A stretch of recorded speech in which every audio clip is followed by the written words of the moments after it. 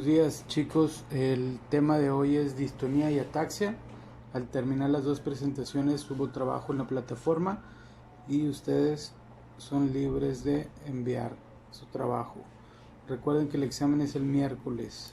Cualquier cosa, no duden en hablarme. ¿Cómo se define la distonía?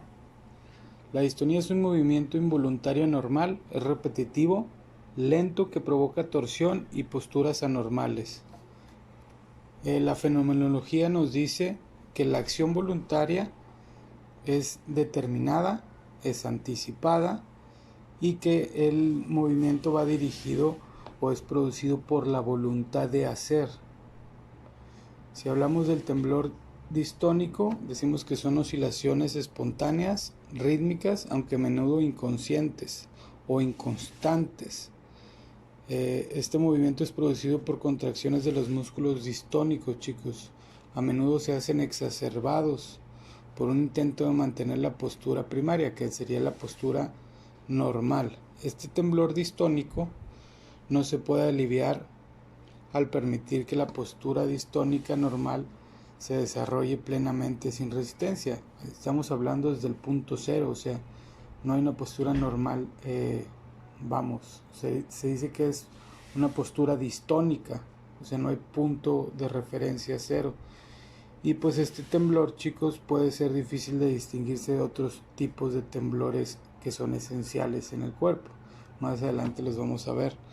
Cuando hablamos de desbordarse, este desbordamiento se encuentra comúnmente en la distonía como la contracción muscular involuntaria que se acompaña, pero es anatómicamente distinto del movimiento distónico primario. Eso lo vamos a ver más adelante de la distonía primaria. Entonces, si hablamos del espejo de distonía, esto ya se los había mencionado como trabajo terapéutico con diferentes tipos de pacientes, ya sea espásticos, con ataxia, distonía, si tienen un daño neurológico.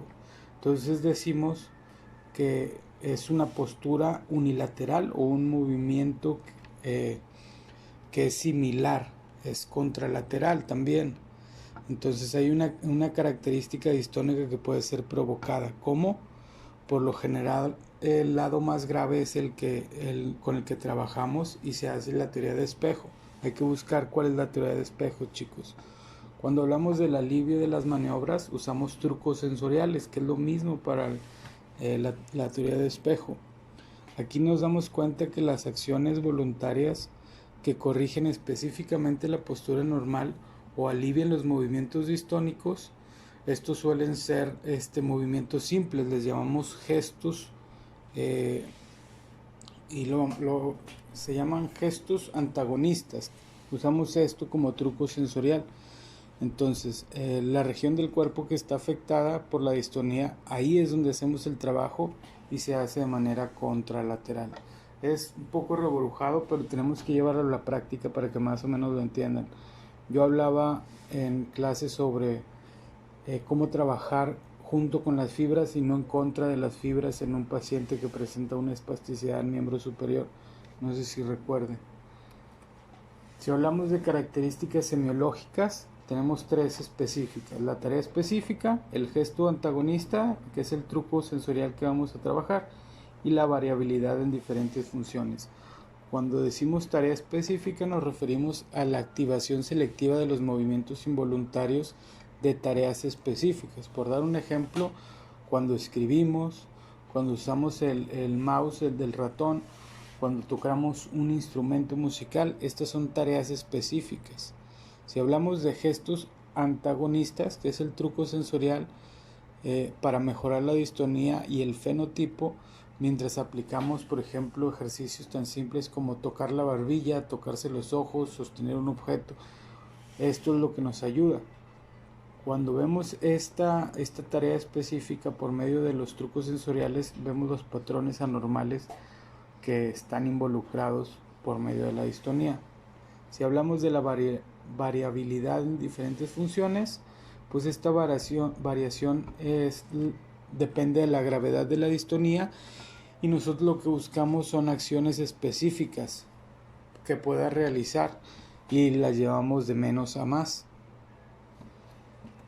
Si hablamos de pseudodistonías, estas patologías que ven ustedes aquí, chicos, alguna de estas ya las habíamos tocado en diferentes patologías, por ejemplo en este síndrome, en la subluxación atlantoaxial, en la tortícolis congénita, en el síndrome de Kieper, en malformaciones de Arnold-Chiari, lo llegamos a ver, parálisis del nervio trocar, y algunas son psicógenas. Si nos metemos en una clasificación, voy a darles varias clasificaciones. Voy a empezar por estas tres y las voy a ir desmenuzando. Si decimos que una clasificación puede ser por la edad de inicio, tenemos dos. Si es temprano, es menor de 26 años. Si es tardío, es mayor de 26 años. Si nos vamos por la distribución, encontramos que pueden ser focales, que es la región del cuerpo individual. Si lo hacemos por la distribución segmentaria, pueden ser dos o más regiones contiguas. Multifocal, que es la región no contigua, aislada. En la generalizada podemos ver varias, el tronco más otra región, o pueden ser ambas piernas u otra región.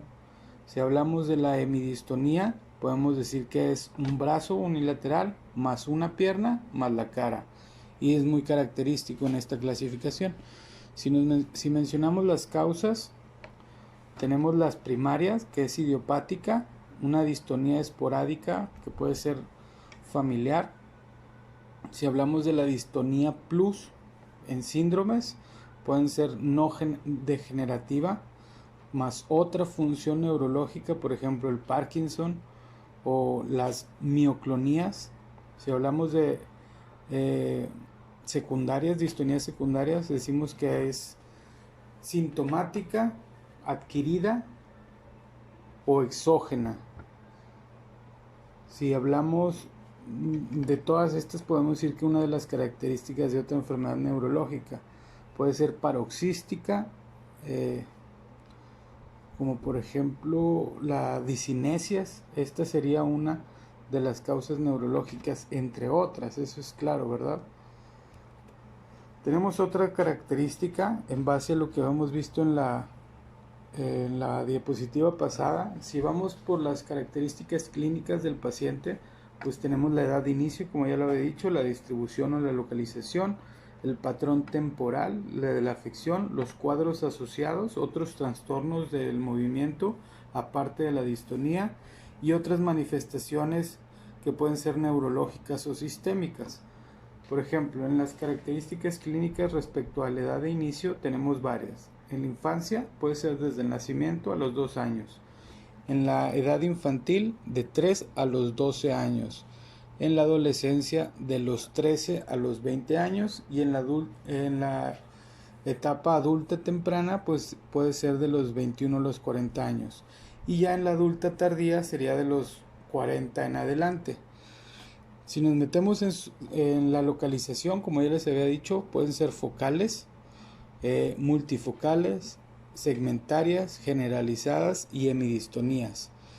Si hablamos según el patrón temporal, pues son las que persisten, las inducidas por la acción de un movimiento específico, pueden ser diurnos o paroxísticos. Si hablamos de los cuadros asociados, pues encontramos dos, las distonías aisladas y las distonías combinadas. Las aisladas se presenta solo la distonía, pero puede acompañarse de temblor, entonces hay que definir cuál es el temblor y cuál es una distonía. Eso es lo que tenemos que valorar nosotros. Si hablamos de una distonía combinada, pues se acompaña de otros movimientos anormales como el mioclonus o el Parkinson. Tenemos otras manifestaciones neurológicas, puede ser un deterioro cognitivo y también por medio de trastornos psiquiátricos como la enfermedad de Wilson. Si nos metemos ahora nada más a la etiología, la clasificación por medio de la etiología, tenemos la distonía primaria, la que les había hablado en las diapositivas anteriores. Esta es genética. Entiendan, chicos. La distonía como aislada, sin otro síntoma o signo neurológico, es primaria. Si hablamos de un síndrome de distonía plus, esta es acompañada de otros trastornos neurológicos, no me voy a cansar de repetirlo, como el Parkinson o el mioclonus. Si hablamos de distonía secundaria, Esta se debe a factores externos tóxicos como fármacos y otros tipos de factores. En la distonía heredodegenerativa hablamos de las distonías que ocurren en relación a una enfermedad neurológica, a una patología adyacente. También podemos encontrar por medio de la etiología neuropatología del sistema nervioso, que también puede ser heredada o adquirida. En la neuropatología del sistema nervioso tenemos una evidencia de la degeneración y también puede haber evidencia de las lesiones estructurales, que a menudo son estáticas y no hay evidencia de degeneración o lesión estructural.